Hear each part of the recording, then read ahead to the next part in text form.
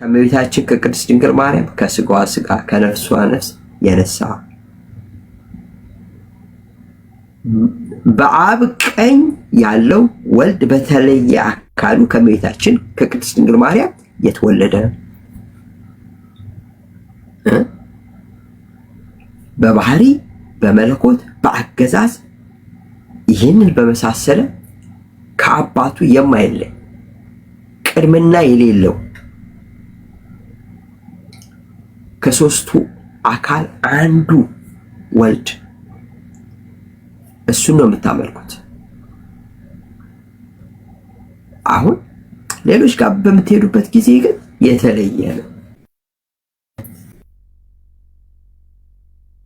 ሚስቶች ጋር ስትሄዱ ዝም ብላችሁ ነው የምትለፉት። ምክንያቱም ካልቪኖች የምንድነው ተወሰነናል ብለዋል። ተወሰነናል ምንድነው? ተወሰነናል። ሁሉም ሰው አይድንም።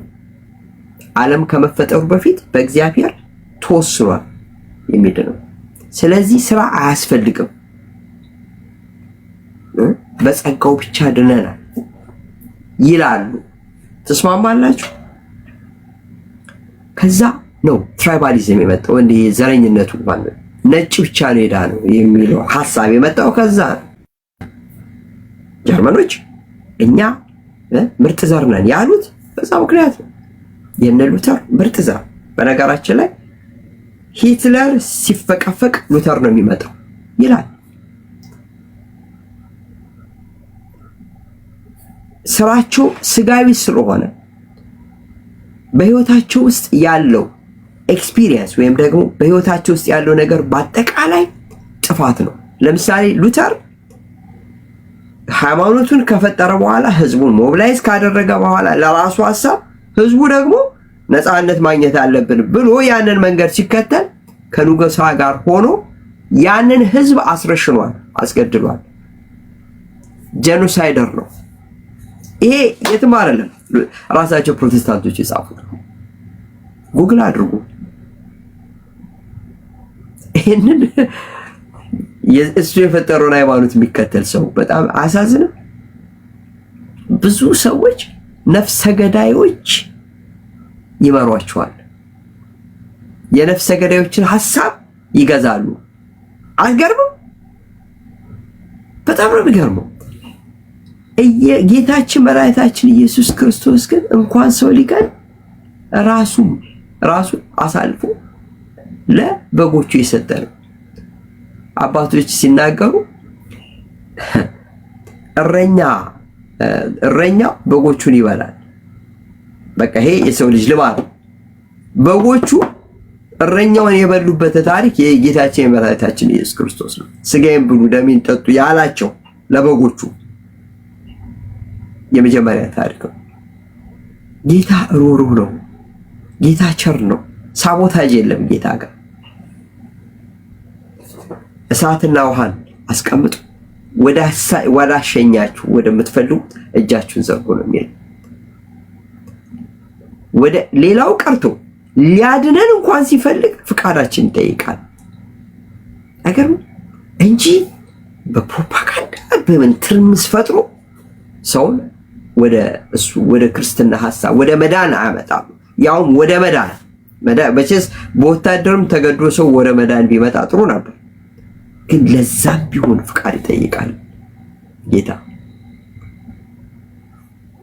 ሄዳችሁ መጽሐፍቱን ብታነቡ የነ ሉተርን እንዴት አድርገው ካቶሊኮቹን በሳቦታጅ በፕሮፓጋንዳ እንደተዋጓቸው ከዛ በኋላ በዛ ምክንያት 150 ዓመት እንደተዋጉ ደም እንደ ውሃ እንደፈሰሰ አውሮፓውያንም እንዴ ሃይማኖት እንደሚያዋጋን ከሆነ ምን ያደርግልናል ብለው አሁን ላሉበት ክህደት እንደደረሱ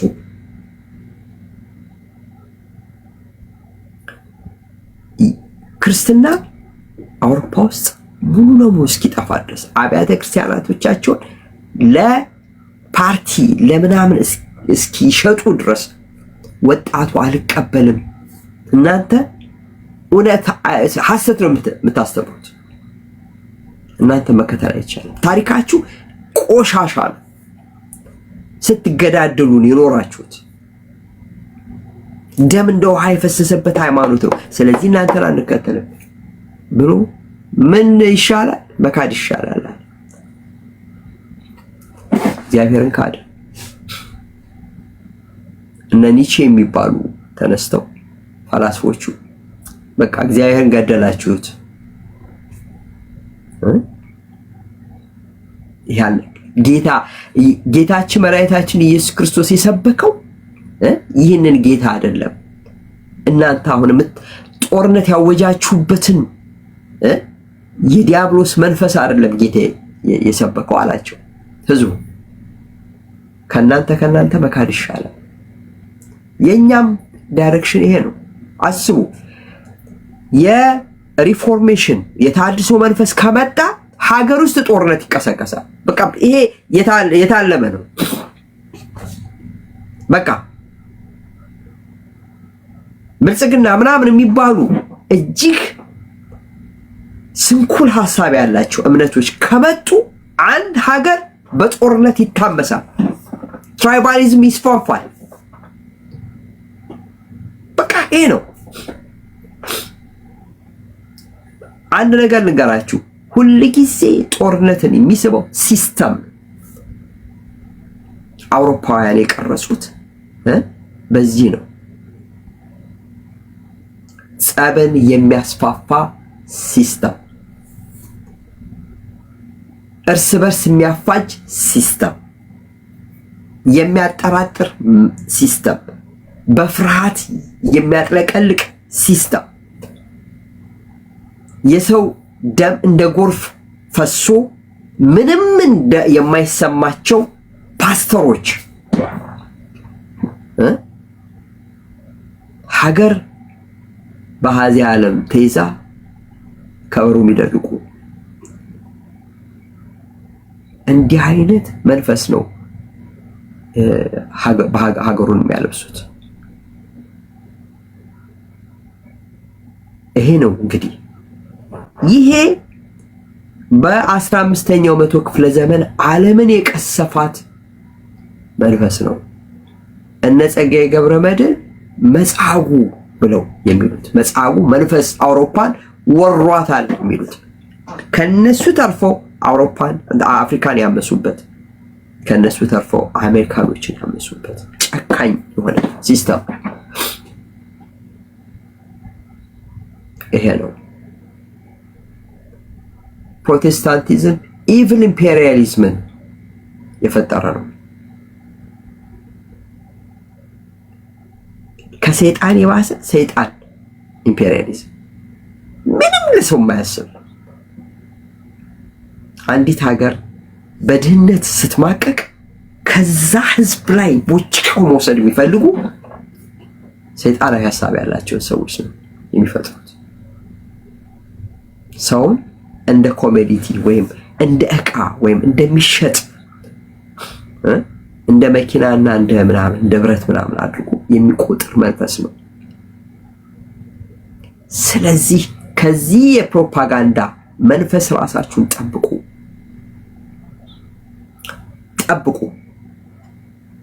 ህሊናችሁ ውስጥ እንዳይገባ። ቤተሰቦቻችሁን ጠብቁ፣ ልጆቻችሁን ጠብቁ። ይሄንን ነው የምንነግረው። ስለዚህ ዛሬ በጣም ብዙ በዚህ ጉዳይ ላይ ብዙ ሰዎች እንጋብዛለን ይሄንን ርዕስ በተመለከተና እግዚአብሔር አምላክ ስለሰጠን ጊዜ የተመሰገነ ይሁን። ይሄንን ሚዲያ ሰጥቶን ብዙዎቻችን በዚህ ሚዲያ ላይ እንድንነጋገር ስለፈቀደልን እግዚአብሔር እናመሰግነዋለን። እንግዲህ አባታችን ወጥተዋል እንጂ ትንሽ ቢጨምሩበት ደስ ይለኝ ነበር። ግን አሁን ልክ 3 ሰዓት ሆኗል ከጀመር ወደ 2 ሰዓት አካባቢ ሆነ። ስለዚህ ዛሬ እንግዲህ የመርሃ ግብራችን በዚህ እናጠቃልላለን። ሁላችሁም ለሚቀጥለው ሳምንት ሮብ በዚሁ ሰዓት እንድንገናኝ ለሰዎች ሁሉ አስተላልፉ። ይሄ በጣም ትልቅ ትምህርት የምንማርበት ቦታ ስለሆነ እባካችሁን ሰዎችን ጋብዙ፣ ተነጋገሩበት፣ ነው እርስ በርሳችሁ ተወያዩበት። መልካም ጊዜ እግዚአብሔር አምላክ ሀገራችን ኢትዮጵያ ይጠብቅልን፣ ህዝባችን ይጠብቅልን፣ መልካም የሆነውን ነገር ሁሉ ይስጠን፣ ህሊናችን ይጠብቅልን። ታላቁ ዘማሪ ሊቀ መዘምራን ኪነ ጥበብ አንድ መዝሙር አለው ስለ ህሊና የዘመረው። ስብሐት ለአምላክነ ወመድኃኒነ ስብሐት ለአምላክነ ወመድኃኒነ ዘአድኀንከ ህሊናነ ዘአድኀንከ ህሊናነ ስብሐት ለአምላክነ ወመድኃኒነ ስብሐት ለአምላክነ ወመድኃኒነ